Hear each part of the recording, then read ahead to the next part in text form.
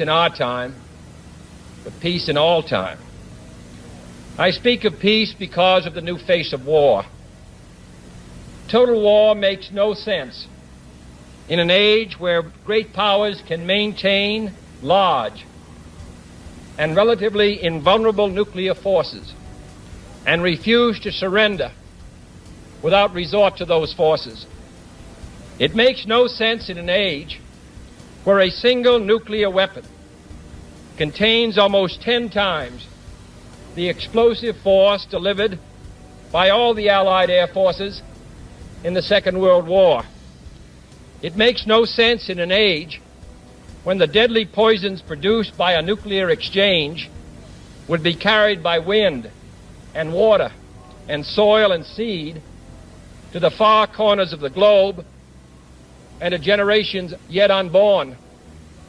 Today, the expenditure of billions of dollars every year on weapons acquired for the purpose of making sure we never need them is essential to the keeping of peace. But surely the acquisition of such idle stockpiles, which can only destroy and never create, is not the only, much less the most efficient, means of assuring peace. I speak of peace, therefore, as the necessary, rational end of rational men. I realize the pursuit of peace is not as dramatic as the pursuit of war, and frequently the words of the pursuers fall on deaf ears, but we have no more urgent task. Some say that it is useless to speak of peace or world law or world disarmament, and that it will be useless until the leaders of the Soviet Union adopt a more enlightened attitude. I hope they do. I believe we can help them do it. But I also believe that we must re-examine our own attitudes as individuals and as a nation, for our attitude is as essential as theirs. And every graduate of this school, every thoughtful citizen who despairs of war and wishes to bring peace should begin by looking inward, by examining his own attitude towards the possibilities of peace, towards the Soviet Union, towards the course of the Cold War, and towards freedom and peace here at home. First, examine our attitude towards peace itself. Too many of us think it is impossible. Too many think it is unreal.